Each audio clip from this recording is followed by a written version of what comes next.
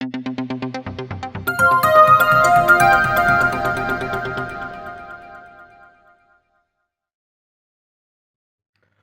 நண்பர்களே.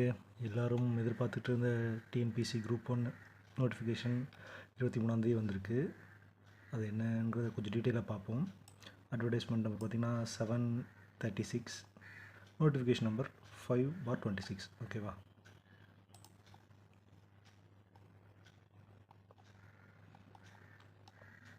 Notification date பார்த்திங்கன்னா 23 கொடுத்துருக்குறாங்க. அப்புறம் கமென்ஸ்மெண்ட் ஆஃப் ரிசீவிங் அப்ளிகேஷன், நம்ம ஆன்லைனில் அப்ளை பண்ணுற ஆரம்பிக்க டேட் வந்து 30ஆந்தேதி.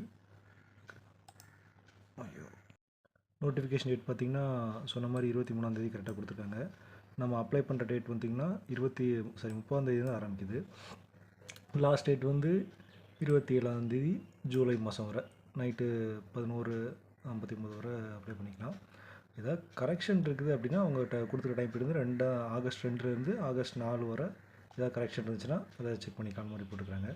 அப்புறம் ப்ரிலிமினரி எக்ஸாம் டேட் வந்து 6/9 முக்கியமான டேட்டு நோட் பண்ணி வச்சுக்கோங்க. செப்டம்பர் மாதம் 6ஆந்தேதி காலையில் 9:30 to 12:30 அன்றைக்கி தான் எக்ஸாம் நடக்கும். மெயின் எக்ஸாம் வந்து ரிசல்ட் வந்ததுக்கப்புறமேட்டு அதை பேஸ் பண்ணி அவங்க டேட் சொல்லுவாங்க. ஓகேவா?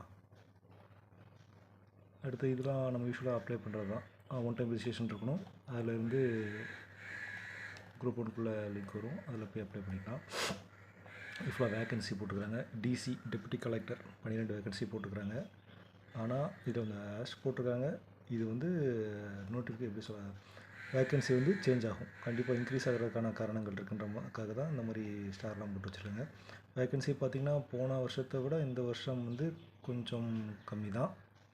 ட்ரை பண்ணி படிப்போம். டிஎஸ்பிங்கிற போஸ்ட்டு இந்த வாட்டி கொடுக்கல, மேபி நெக்ஸ்ட் டைம் கொடுக்கலாம். ஃபுல்லாக ஏஜ் கேட்டகரி கொடுத்துருக்காங்க.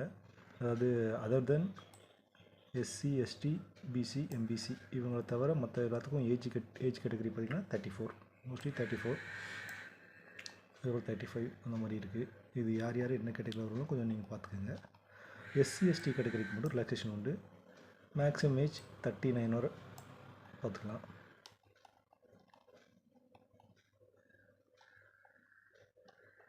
குவாலிஃபிகேஷன் எல்லாருமே கண்டிப்பாக ஒரு டிகிரி முடிச்சிருக்கணும். அதுதான் காமனான குவாலிஃபிகேஷன்.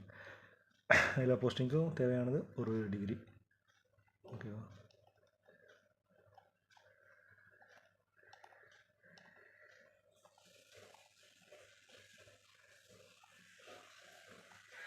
சப்போர்ட்டிங் டாக்குமெண்ட்ஸ் இதெல்லாம் வந்து பார்த்திங்கன்னா டாக்குமெண்ட் வெரிஃபிகேஷன் போகிறப்போ அதெல்லாம் நம்ம இப்போ அப்ளை பண்ணுறப்போ இதெல்லாம் தேவைப்படும்.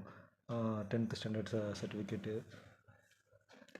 +2 மார்க் ஷீட்டு, டிப்ளமோ, டிகிரி. இதில் பார்த்திங்கன்னா இப்போது டிகிரி முடிச்சிருப்போம், பட் ஆனால் கன்சால்டேட் மார்க் ஷீட் எதுவும் வரல. அப்படிங்கும்போது இந்த அனெக்சர் 5ன்னு ஒரு ஃபார்மேட் கீழே கொடுத்துருப்பாங்க. அதை வந்து ரெஸ்பெக்டிவ் இன்ஸ்டியூஷனில் வந்து நம்ம சைன் பண்ணி சப்மிட் பண்ணுற மாதிரி இருக்கும். அப்புறம் ஃபைனல் இயர் படிக்கிறவங்களும் எக்ஸாமினேஷன் அப்ளை பண்ணலாம். பட் அந்த டிகிரி சர்டிஃபிகேட் வந்து நம்ம மெயின் எக்ஸாம் போகிறதுக்கு முன்னாடி அப்லோட் பண்ணிக்கணும். ஓகேவா? இதை கொஞ்சம் பார்த்துக்கோங்க.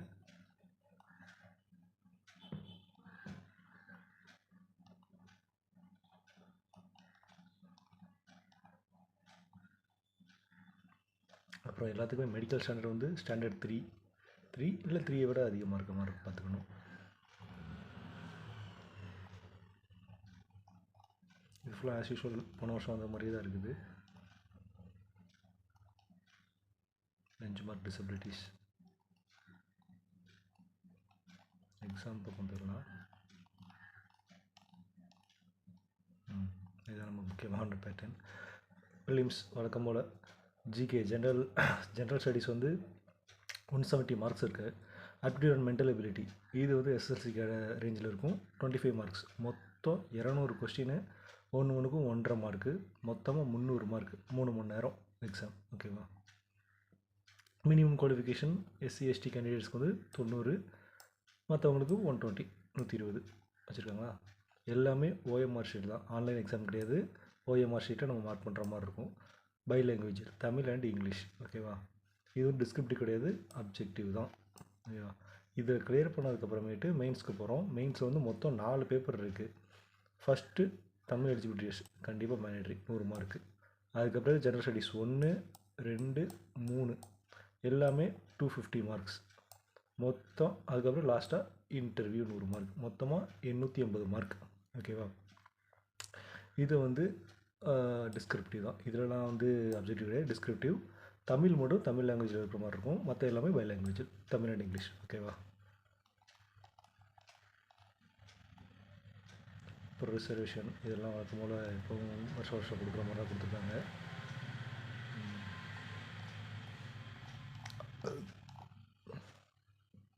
இதெல்லாம் எப்படி அப்ளை பண்ணுறது, ஆன்லைனில் ஆஃப்லைனில் பண்ணுறதுங்கிறத கொடுத்துருக்காங்க. One time registration. ஃபோட்டோலாம் ஆல்ரெடி நீங்கள் பண்ணியிருப்பீங்க, பட் செக் பண்ணிடுங்க. கிளாஸ் போட்டிருக்கக்கூடாது, ஃபேஸை ஃபுல்லாக கவர் பண்ண மாதிரி இருக்கக்கூடாது. அப்படிலாம் இல்லாமல் கீழே வந்து பேர், டேட்டு, என்றைக்கு எடுத்தவங்க டேட்டு, அப்புறம் சைஸ் அளவுலாம் கரெக்டாக பார்த்து வச்சுக்கோங்க.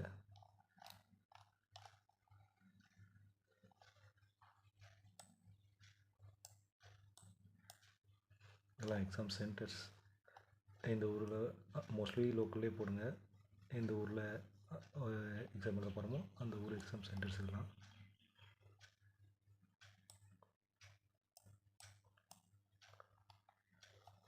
ஃபீஸ் வந்து ப்ரிலிம்ஸ்க்கு வந்து 100 ரூபா. ஓகேவா? மெயின் எக்ஸாமுக்கு வந்து 200 ரூபா வரும்.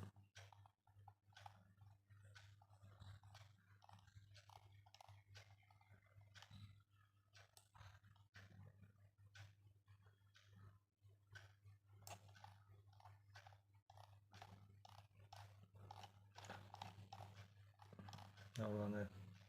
ஸோ எல்லாம் சீக்கிரம் 9ஆம் தேதி வந்தோடனே ஸ்டார்டிங்கில் அப்ளை பண்ணிடுங்க. கடைசியில் அப்ளை பண்ணலான்னு இருக்காதிங்க. வெப்சைட் கொஞ்சம் டவுன் ஆகிட்டுனா நமக்கு தான் லாஸ். ஸோ சீக்கிரமே அப்ளை பண்ணுங்கள். ப்ரிப்ரேஷன் தொடர்ந்து பண்ணிக்கிட்டே இருங்க. Best of luck.